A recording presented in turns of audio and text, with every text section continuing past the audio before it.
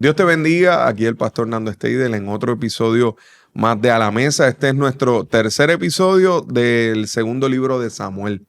Estamos agradecidos al Señor de esta experiencia que estamos teniendo con este segundo libro de Samuel. Realmente les exhorto a que sigamos releyendo la palabra. Una de las cosas que a nosotros nos fascina hacer con este tiempo de A la Mesa es precisamente provocar ese deseo, ese anhelo de escudriñar la escritura, de que nuestro mayor deseo es que usted lea la palabra y luego se siente con nosotros a la mesa a discutir estos capítulos, porque básicamente eso es lo que hacemos. Nosotros nos preparamos de esa manera. Leemos y luego hablamos entre nosotros y tenemos este tiempo a la mesa. Y hoy, pues me sigue acompañando en Segunda de Samuel, Abdiel. Aquí está Pastor Abdiel. Amén. Gloria a Dios. Gozándonos nuevamente de esta experiencia tan tremenda y maravillosa. Qué bien. Así que vamos a ver qué es lo que el Señor tiene con nosotros hoy. Estos capítulos que vienen ahora prometen Sí, bastante. son muy intensos. Tan intensos. Y Juan Luis, ¿cómo estás, bro? El pastor. Feliz de estar aquí otra vez y de poder, ¿verdad? A la puerta de ese capítulo 11 de Segunda de Samuel, que sabemos que es intenso. Bueno, yendo al capítulo, ¿verdad? Primero el capítulo 10 lo que nos habla es de que David, luego de haber tenido quizás unos tiempos de paz de sus enemigos, bueno, pues se levantan nuevamente entonces los amonitas y entonces básicamente llegan a la ciudad de Rabá y hacen ¿verdad? Hacen un sitio. Básicamente cuando se habla de este término de sitiar una ciudad es que pues le cortan los suministros para que esa ciudad básicamente pues al final se rinda. Esta ciudad de Rabá pues se entiende que tenía unas murallas y una de las reglas principales era que nadie se pegara al muro, porque aquellos que se pegaran a ese muro y a esas murallas pues eran fácilmente matados por la gente de la ciudad. Así que estamos en un proceso de ese sitio, pero este capítulo 11 comienza diciendo que cuando los reyes suelen salir a la guerra, David envió a Joab y al ejército israelita, ¿verdad? Para pelear con los amonitas. Y esta parte es bien importante porque es entender que David se supone que estuviera con el pueblo en la guerra. O sea, esto es como cuando el presidente de Estados Unidos, el presidente de una nación, va a donde están el ejército y viaja y llega a ese lugar. Pues la visita del rey en ese sentido es una visita de levantar los ánimos del ejército.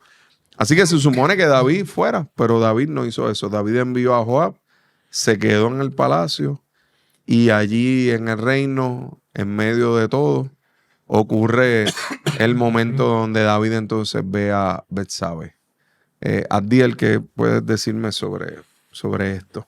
Bueno, cuando uno no hace lo que tiene que hacer, termina haciendo lo que no debe hacer. Y eso está bueno, repítelo. No puedo repetirlo, me confundo. Cuando uno no hace lo que tiene que hacer, termina haciendo lo que uno no debe hacer. Exacto. Y David se supone, ¿verdad?, que tenía que estar en la guerra. Se supone que tenía que estar con su ejército, con su pueblo, con su nación. Las dos naciones estaban unidas ya. Estaban enfrentando al enemigo. Se supone que él estuviese allí. Sin embargo, pues se quedó en el palacio.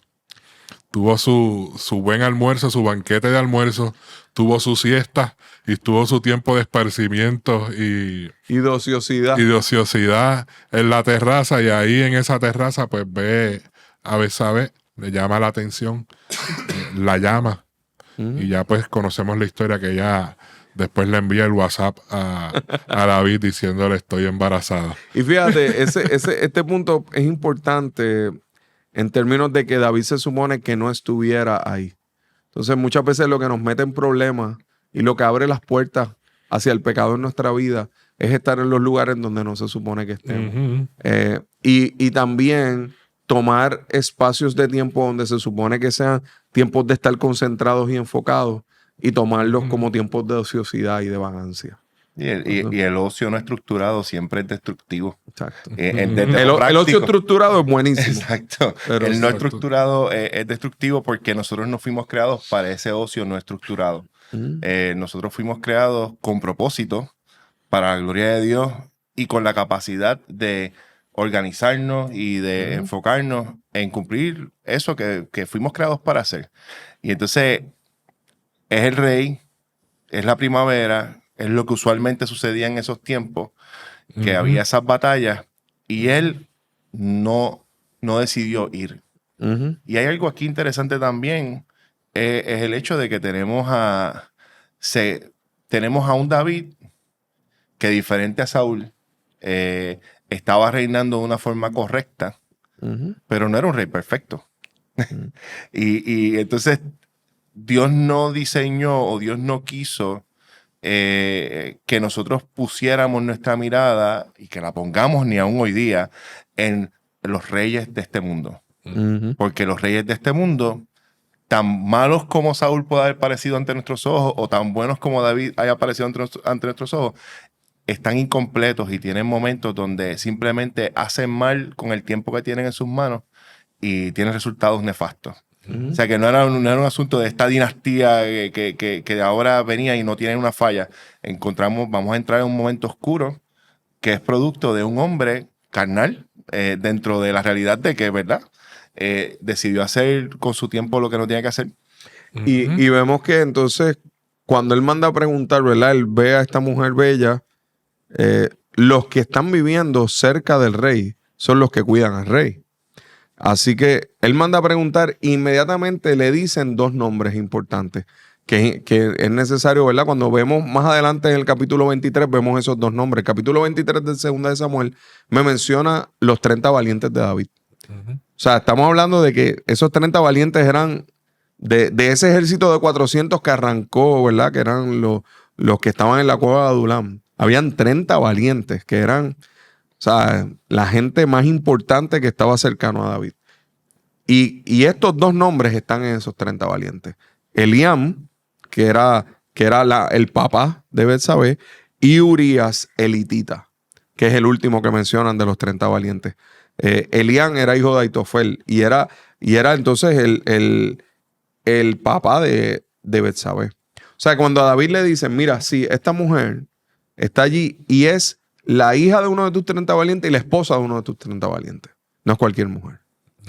Y aún así, él decide mandarla a buscar y cree que ese proceso va a poder ser fácilmente oculto. Pero ella, como dice Abdiel, le envía un mensaje, mira, estoy embarazada. Y entonces ahí nos damos cuenta del espiral de degradación que provoca nuestro pecado. Que en muchas ocasiones entonces quizás comienza por algo, ¿verdad? Como mando a preguntar, pero de momento pues me acuesto con ella, pienso que eso va a ocultarse, pero de momento el pecado sigue poniéndose más grotesco, más complejo. Porque a veces cuando uno piensa que los pecados uno los puede controlar, es cuando más te controlan a ti, ¿verdad? Entonces, ahí él, ¿verdad? Para hacer toda la historia larga, corta, manda entonces a buscar a Urías de la guerra y dice, bueno, pues Urías, vamos a traerlo para que entonces ocultemos el embarazo pensando que entonces Urías va a estar con su esposa. Y lo intenta en dos ocasiones, o sea, hace una fiesta, lo emborracha a Urías para que, mira, ve, para que vayas a tu casa. Y Urías es tan buen discípulo porque es uno de los 30 valientes. Es tan buen discípulo de David que dice, yo no puedo hacer esto. Si mis compañeros están allá en la guerra y ninguno está con su familia, yo no voy a estar con mi familia. Y es una enseñanza para David. Eso fue una bofetada en la cara a David porque él le dice, mis compatriotas están allí en el campo de batalla. El arca está allí en el campo de batalla. Exacto. ¿Qué hago yo aquí? Exacto. Supone que yo esté allí. Y en otras palabras es, ¿qué haces tú aquí? Tú también debes estar allí. Exacto. Y entonces, Urías es tan y tan buen servidor y discípulo que en el momento donde entonces vienen y ¿verdad? Él le dice, bueno, pues entonces, pues vete a la guerra otra vez. Mm. David hace una nota para que entonces se peguen al muro, que era precisamente lo que se supone que no hicieran. Y en la nota dice, péguense al muro y asegúrense de que Urías se pegue al muro. O sea, Urías era tan buen discípulo que David sabía que Urías no iba a abrir la nota. Entonces, lleva la nota de su sentencia de muerte, la entrega a Joab. Y Joab entonces dice, wow, esto tiene implicaciones serias. Porque son implicaciones de que no solamente va a morir Urías, va a morir más gente. Se pegan al muro, muere gente, muere Urías. Traen el mensaje a David y dicen, rey, la gente murió. Cuando el rey les pregunte que si la gente murió, que por qué se pegaron al muro, si yo he dicho que no se peguen, usted va a decir que se murió Urías también. Y en ese momento, pues David dijo, pues algunas veces se mueren unos, otros se mueren otros. Hizo un show como que, pues, no le importó la cosa. Llama a Betsabé al reino. Y todo el mundo, fíjate, como él queda súper bien, porque Claro. fíjese lo canalla que se vuelve David. Como Ajá. Como el benefactor de, wow, mira, se casó con la viuda. Y obviamente, pues quedó embarazada y toda la cosa, pero él va a estar dispuesto a cuidar de ese niño. O sea, ante la reputación humana, el proceso iba a ser muy fácil, ¿no? De decir, este hombre, qué buen rey tenemos. Sí. La redimió. Mm, Redimió a la viuda. La puso en verdad en una posición mm, donde va a tener beneficios, donde va a tener privilegios. mm, Así, ¿verdad? Era la estrategia o lo que él, ¿verdad? Quería proyectar. mm, Pero luego, ¿verdad? Viene la confrontación de Dios a David a través de Natán. mm, Y es bien, bien tremendo este proceso de esta confrontación de Dios a David a través de Natán, porque nosotros podemos ver aquí en esta narrativa que Dios perdonó a David, pero las consecuencias de su pecado, de sus acciones, iban a estar ahí y él las tenía que asumir. mm, Sí, y dentro de la realidad de que Dios le da la oportunidad a David de arrepentirse Ujú. a través de exponerlo. Y quizás unos tips para los que estamos en el liderato y los que, ¿verdad? De alguna manera servimos en el cuerpo. Número uno, Dios lo ve todo, Dios lo sabe todo. Y no hay plan que nosotros podamos confabular que al final logre el propósito que nosotros queremos si en el camino lo que estamos haciendo es pecado sobre pecado. Dios no comparte su gloria con nadie. Amén. Segundo. Y tercero, aun cuando estamos en el proceso de pecar o en un proceso donde estamos cerrados a realmente honrar a Dios, Dios nos va a dar la oportunidad de, aún en el exponernos a nuestra realidad que hemos querido ocultar y hemos hecho tanto trabajo para ocultar, eso es un acto de misericordia y una oportunidad. Porque entonces, en el punto que tú dices sobre cómo Él se arrepiente, pero se arrepiente luego de quedar completamente expuesto. exacto. Ujú. Y nosotros no podemos pensar otra cosa que es la misericordia de Dios, aún en un proceso tan difícil. Y si uno es líder o si uno sirve en el Señor, uno tiene que saber que todo lo que Dios hace para nosotros es bueno. Amén. Y es para nuestro bien. Y a veces pensamos todas las cosas obran para bien, sí, pero dentro de la realidad de cuando nosotros somos los que hemos actuado mal o de nosotros hemos actuado en pecado, que nos conviene arrepentirnos y quizás lo hemos enseñado en otras ocasiones, pero ahora nos toca la dura lección de tomar la decisión correcta. Tenemos que entender que aún el proceso de quedar expuestos es un proceso de bendición. Y eso es diferente a lo que hoy día a veces se da cuando en la cultura esta de la honestidad, cuando uno de alguna manera está todo el tiempo abriendo y diciendo, fijémonos cómo en este tiempo hay ciertas figuras públicas dentro del mundo cristiano que han tenido sus procesos bien terribles, donde situaciones lamentables se dan y donde entonces el proceso que sigue a esto es una bola de nieve que no tiene fin y donde la persona simplemente pasa a un lugar oscuro donde desaparece. Ni siquiera eso es el deseo de Dios. Pero necesitamos también actuar con la ligereza que actuó David en este momento. Y aquí quiero puntualizar a Natán, porque Natán recibe del Señor este revolú que David está haciendo. O sea, Dios se lo revela a Natán. Y a Natán Dios le había dado una profecía que acabábamos de leer del reino que iba a ser duradero, de que iba a ser una bendición para, ¿verdad? Imagínese usted recibir esa profecía para David de que tu reino va a ser duradero, de que el Señor se agrada de ti, y de momento encontrar que David entonces ha fallado. Y Natán va y le hace una parábola completa, ¿verdad? Porque yo me imagino que él temía cuál iba a ser la respuesta de David.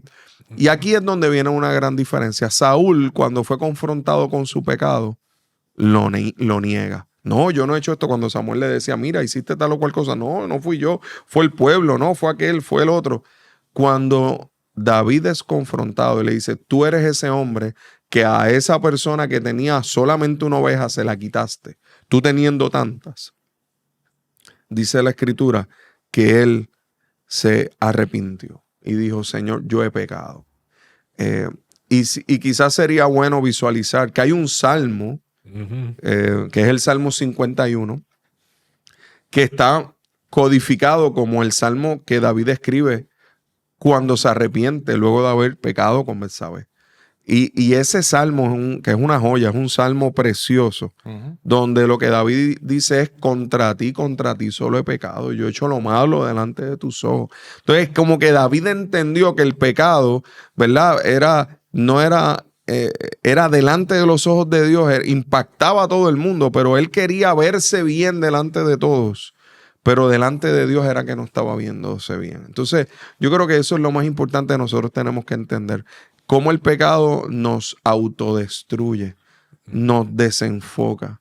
Y David lo entendió al punto que dijo, Señor, líbrame de homicidios. Mira, perdóname por los homicidios. O sea, todo lo que causó su rebeldía, causó homicidios, causó muerte, causó destrucción. Y por eso le decía, Señor, crea en mí un espíritu nuevo. Renueva un espíritu dentro de mí. No me eches de delante de ti. No quites de mí ese espíritu. Entonces, porque el corazón contrito y humillado Dios no lo desprecia. Entonces, aquí vemos un David que básicamente se convirtió en un Saúl por un momento. Su corazón se fue tras el corazón humano, pero el Señor tuvo misericordia para que él pudiera arrepentirse. Entonces yo creo que eso es una enseñanza demasiado profunda que tenemos que atesorar. Bien. Y a mí me llama la atención el detalle de las consecuencias ¿verdad? que asume David. Natán le confirma ver ese perdón de Dios, pero les habla y le dice, tu familia vivirá por la espada. Tu familia se rebelará contra ti. Daré tus mujeres a otro hombre y se acostarán con ellas a la vista de todos. Tú lo hiciste en secreto, yo haré que esto suceda en público. Y cada una de estas consecuencias en sus siguientes capítulos, pues, ve cómo hay un pleito, ¿verdad? Con sus hijos, porque Amón viola a Tamar, ¿verdad? Y Absalón luego pues, venga, ¿verdad? Esa violación y mata, ¿verdad? A Amón. Eventualmente ya para el capítulo 15 pues, vemos esa rebelión de Absalón que busca la muerte, ¿verdad? De su padre. Y cómo Absalón, ¿verdad? También en esa rebeldía pues viola a todas estas concubinas de David. Se formó toda una disfunción por ese pecado. Y cómo se afecta la familia, los hijos. Todo es a través, ¿verdad? de los hijos. Y eso me llama mucho la atención porque nosotros debemos entender que como padres, ¿verdad? Y jefes de familia, que nuestros pecados y nuestras acciones pecaminosas impactan nuestra familia. Afectan nuestra familia. Y tenemos que tener eso bien claro. Y esto es un vivo ejemplo, ¿verdad? Que debemos tenerlo presente en nuestras vidas porque debemos guardar nuestros corazones, ¿verdad? Para no pecar, de buscar la dirección de Dios, la santidad de Dios, que la gracia de Dios nos cubra y sea esa fuerza en medio de nuestras flaquezas y debilidades y que podamos siempre procurar ser celosos de esa, ¿verdad? De esa presencia de Dios y esa llenura de Dios en medio de nuestras casas. Y creo que lo complejo de este tiempo, desde este capítulo 11 en adelante, yo diría que hasta el capítulo 19, lo que nosotros vemos es una disfunción bien triste en todo lo que tiene que ver con la familia de David. No menospreciemos, ¿verdad? Yo oro al Señor que Dios nos guarde en santidad. Amén. ¿Verdad? Y si hayamos pecado, pues que haya arrepentimiento en nuestro corazón. Pero cuán importante es guardarnos para que nuestra familia pueda ser cuidada. Fíjate, el bebé que tenía Betsabé, ¿verdad? En ese momento, de fruto de ese proceso de adulterio, fallece. David le pide al Señor que no muera, pero él muere. Tuvo esa consecuencia inmediata. Y luego dice la Escritura que él se levantó de ese momento de luto, de dificultad. Y Betsabé también, que había sido impactada por este proceso. Pero el próximo hijo de Betsabé, entonces fue Salomón. La promesa de Natán para ese reinado de que alguien iba a construir el templo era para su hijo. Salomón no había nacido, pero en este momento Salomón nace. Pero los hijos de David, ¿verdad? Con toda la historia que contó, ¿verdad? Pastor Abdiel, tanto en el capítulo 15, todo este revolú alcanza su punto climático cuando vemos capítulo 15, capítulo 16 y vemos un Absalón, que es este hijo de David que se levanta a usurpar el reino de David sin David estar muerto. Inclusive se paraba a la puerta a tratar de hacer de juez y decía, pues qué pena que mi papá no tiene tiempo para atenderte, pero yo te voy a atender. Hizo carruajes, o sea, se levantó en esta rebeldía hacia David, que fue tan fuerte para David que en un momento David se detuvo y dijo, pues yo le dejo el reino, me voy. Yo no voy a pelear con él. Y eso pues me muestra un David que está en una etapa oscura, difícil, pero sí quiero decir esto, que creo que es demasiado importante. Todo esto que está aquí, cualquiera diría, wow, qué canalla, qué horrible, mira todo lo que hizo David. ¿Cómo es posible que este hombre aparezca como el rey David? ¿Cómo es posible que Jesús se dejara decir hijo de David con todo lo que David hizo? Pero la pregunta es, ¿cómo tú y yo sabemos que David hizo esto? Porque él mismo permitió que se escribiera estas crónicas. ¿Cómo nosotros sabemos en detalle todo esto que hizo David? Pues porque él dijo, escriban lo que yo hice. Escriban, o sea, para que entendamos esto, los reyes de ese tiempo controlaban, dictaban la historia, lo que sale. Todavía hoy en día, ¿verdad? Hay historias que están controladas, ¿me entienden? En términos de que es lo que sale.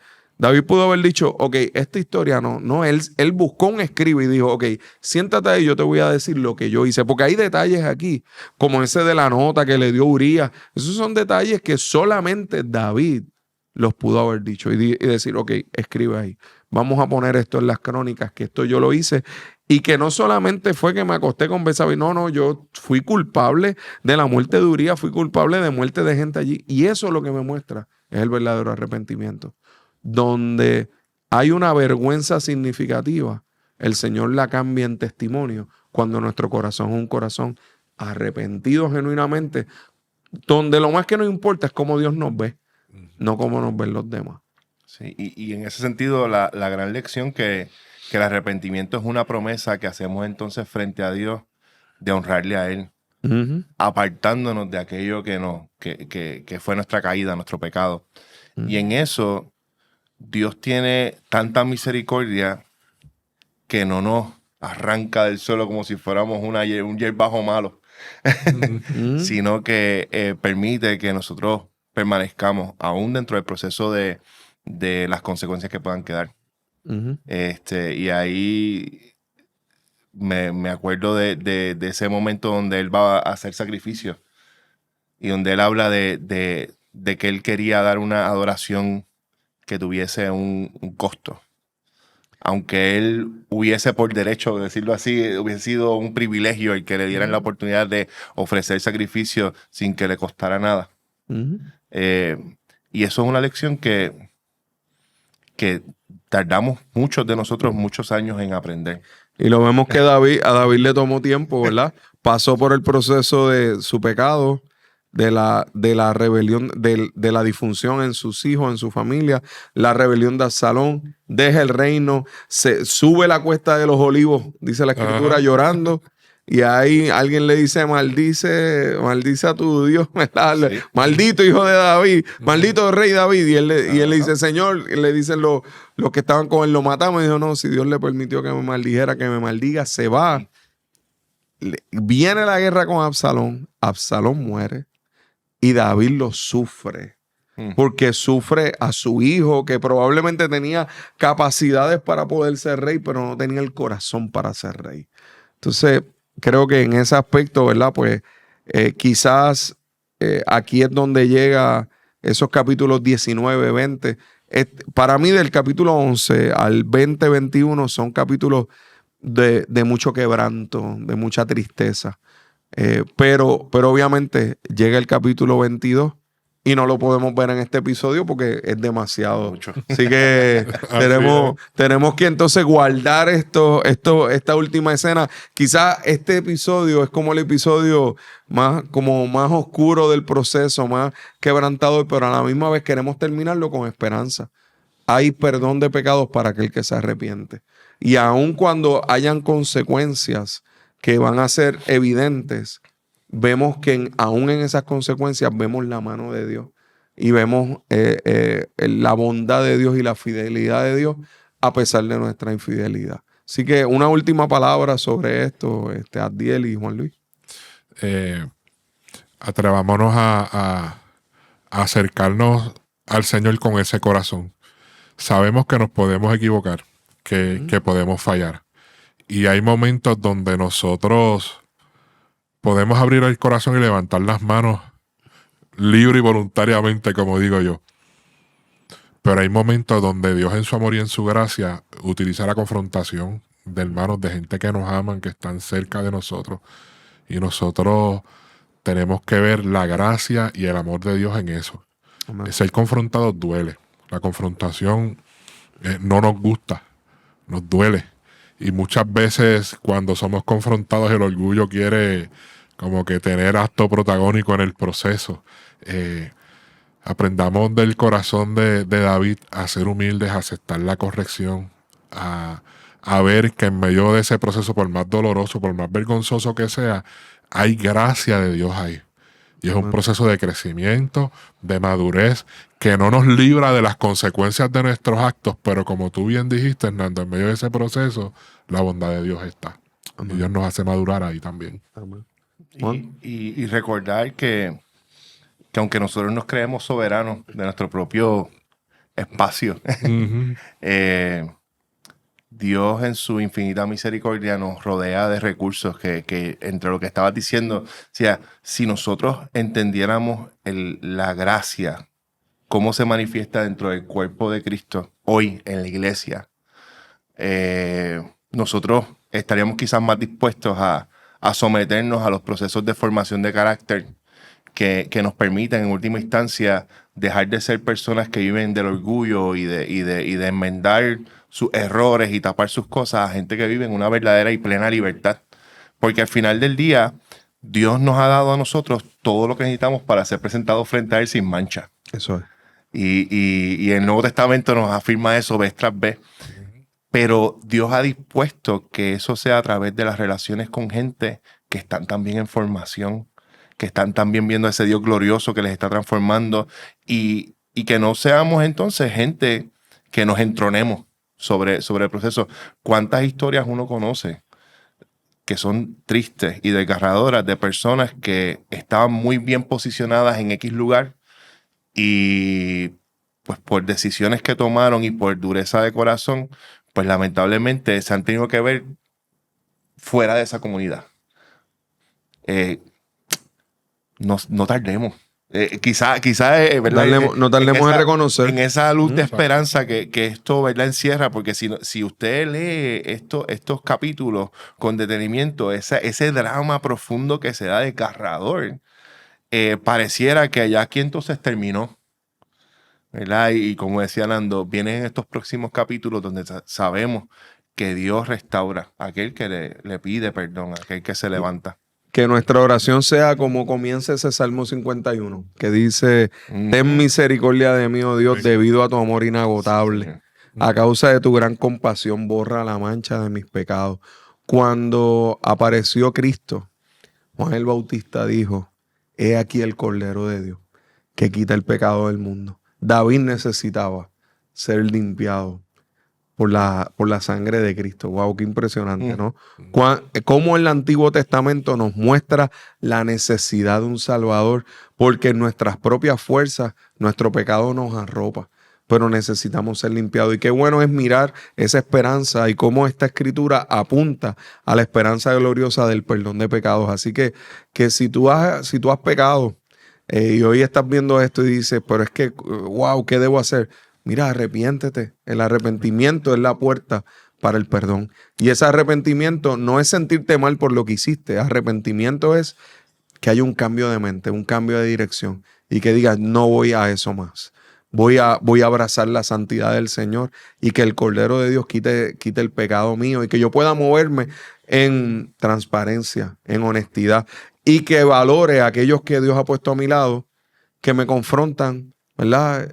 Natán probablemente por eso hizo una historia, porque pensó, wow, yo creo que David aquí me va a votar, pero David agradeció el corazón de un Natán que así como le profetizó lo bueno y lo glorioso, también le profetizó la confrontación para que él se pudiera arrepentir. Ambas cosas traen bendición. Cuidado con quedarnos únicamente con los profetas que nos traen las cosas bonitas y no escuchar cuando somos confrontados, porque Dios al que ama, corrige. Amén. Así que, bueno, mi gente, qué buen tiempo. Gracias, Juan Luis, gracias, Abdiel. Amén, amén. Gracias a ti. Y nos falta el último episodio que, mire, de verdad que por lo menos aquí vamos a ver a un David quizás ya terminando su vida adorando al Señor. No deja de cometer su error en el camino, pero por lo menos lo reconoce más rápidamente. Así que el Señor les bendiga. Gracias por este tiempo de estar juntos a la mesa. Dele like, dele share en YouTube, en A la Mesa, en la Catacumba 9. Y que el Señor les bendiga. Nos vemos en el último episodio de Segunda de Samuel.